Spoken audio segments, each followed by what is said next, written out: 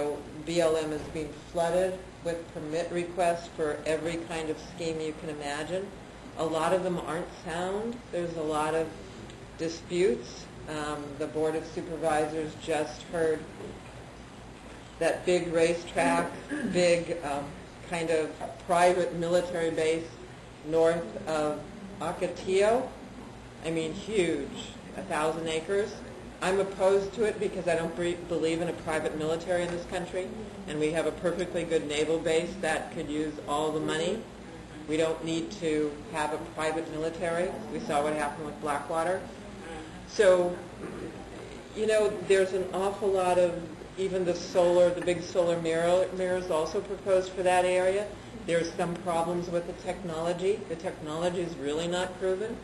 And again, it's not totally funded, and I think we have to be aware of the challenges this area is facing because they're huge. I mean, it's kind of like the old thing about, you know, when the gold rush happened. Well, now it's the green rush, all these companies trying to carve out pieces of BLM land, which we all own, and the public has to beware, and it's overwhelming to try and thread through this. That's why there's so many groups trying to do it. So there's a lot of concerns in this area. It's potentially a treasure. I found out the desert pavement acts as a carbon sink, but there's no press and there's nothing about that that's really, you know, not disseminated in the public arena. And it's valuable. That means it absorbs carbon in the air, which leads to global warming. And all these schemes tear up desert pavement. Those of you who are familiar with desert soils know they're very delicate. You don't destroy them because if you destroy them, they don't come back for centuries. The desert's a unique environment. So those are some of my concerns.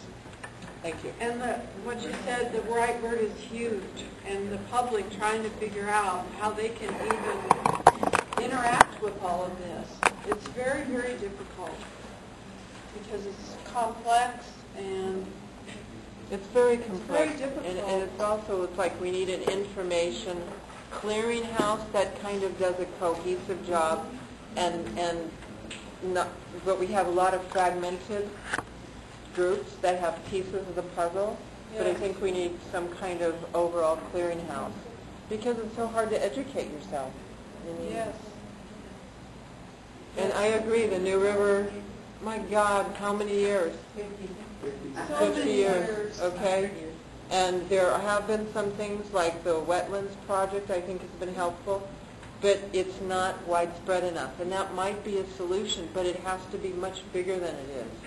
We've got agricultural burning, and I have mixed feelings about that because we need agriculture. It's a good thing.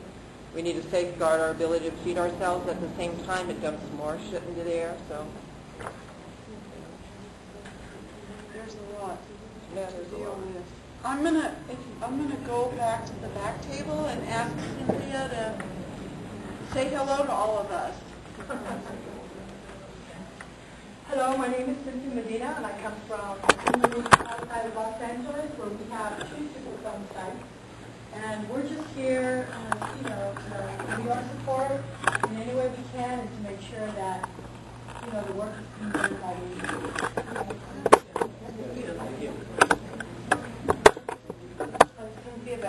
I'm the Director of Fall Action Committee. I'm also the Environmental Justice Network Coordinator, and I'm also an advisory board member of California Communities Against Toxic. So part of me is down here for CCAT to see if there's anything that we can do to help.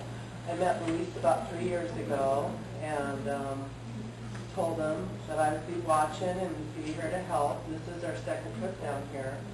So we just want to see if there's things we can do to help keep the agencies on target to do their job and make sure that people think about new innovative ways to solve the problem, because obviously the way that things have been going haven't been working really well. But I must say that you have some excellent agencies here that have been trying to help, and with excellent agencies and excellent community people and excellent colleagues across the state, I think some really great things can happen. So it's taken a long time, but I think there's light at the end of the tunnel. So thank you so much for having us. Then this is my mother, Brenda. She came with us, but it's also important for us to remember how much our families suffer for the good work that we do.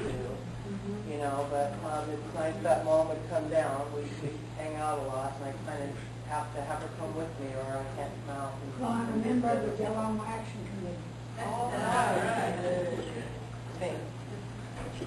Hi, my name is Lima Mosca, and I live in Calexico, and I'm very interested about the New River because I live very close to the New River.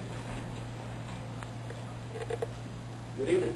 My name is Julio Rocha, and my wife's Zulema. I live 2 blocks away from the New River. But I'm not only that, like I said, I come from the Calexico New River Committee, Resident Committee that we formed.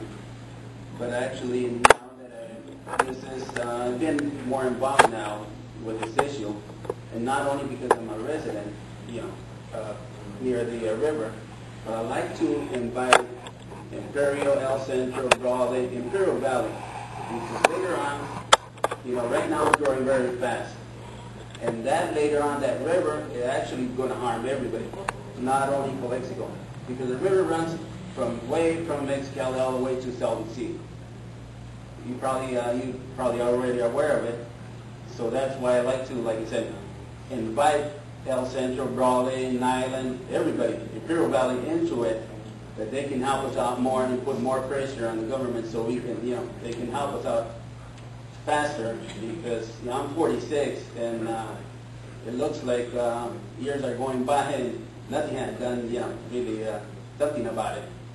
We already saw that across the border, they already piped the water. So why can't they do it down here? We live in the United States, so hopefully this will give a little bit of more pressure to the government and help us out. But like I said, I invite Imperial Valley to help us out and put in a little bit of more pressure, because later on, once it grows up, Imperial Valley, probably we might see it or we might don't even see it, but it looks like, it's growing. It's growing, and it's going to affect, the other valleys later on. Thank you very much. Thank you. Buenas tardes, mi nombre es Elba de Mar, soy residente de la comunidad de Kiber. Good afternoon, my name is Elba Alemán. I'm a resident of Heber. Estoy muy preocupada por el aire que estamos respirando aquí en el Valle Imperial, She's very concerned of the air that we're breathing here in Imperial County porque mi comunidad de Heber está en medio de campos agrícolas en donde se utilizan las quemas para los campos y el roce de pesticidas. Y nosotros como residentes de Heber creemos que no ha habido la precaución para el roce del pesticida y para los tiempos en que queman las parcelas y en la ubicación en donde las queman, porque están muy cerca de la zona residencial. Her concern is that the town that she lives in is right in the middle of all the fields and the geothermal. And she feels that they get hit from everywhere. They get hit from field burning, they get hit from fumigation, and they have no protection. All these fields that get sprayed, they're so close to the home that they have no way of holding off on anything that comes into their home. También estamos muy cerca de las plantas termoeléctricas y la comunidad que permitió la construcción de esas plantas ahí no midieron las consecuencias que acarrea el respirar el vapor que emiten esas plantas en nuestra comunidad. And whoever authorized the geothermal to go into close to the community never thought about the consequences that the geothermal would have upon the community that lives in that small town. También estoy muy incómoda porque la zona en donde compramos nosotros nuestra vivienda permitieron que se desarrollara una planta de concreto, una trituradora de concreto donde hacen la arena y todo eso. And then where they bought their home there in Heber, they also allowed a cement company to come in, and they never even asked around for the community's opinion. Quizás ahorita en el tiempo tan corto que estamos viviendo no vaya a existir consecuencias. Pero a la larga nosotros sabemos que va a repercutir una enfermedad pues grande de asma, tuberculosis o cáncer por lo que estamos respirando, porque este polvo que el aire está pasando a nuestras viviendas se transmite por debajo de las puertas y de las ventanas, y este polvito se nos transmite por nuestras fosas nasales. And they were concerned because maybe not right now they're going to notice the consequences since that company is very new.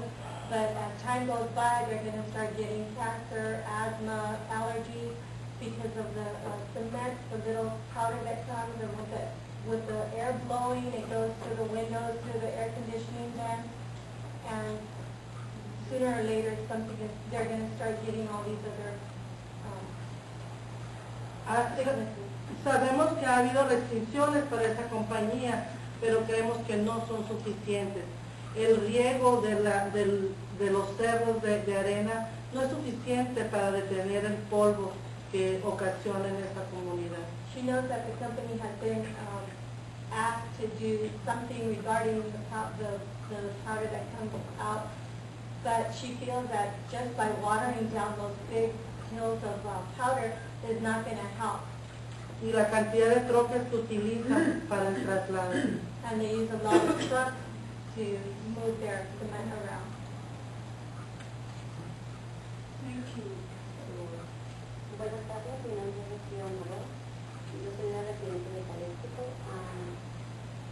Hi, my name is Rocio Amador, and I'm a resident of the city of Calexico. Pues yo estoy aquí para informarle y ir a informar a mi comunidad lo que es el medio ambiente, los derechos que tiene y qué es lo bueno y lo malo en donde nos estamos radicando.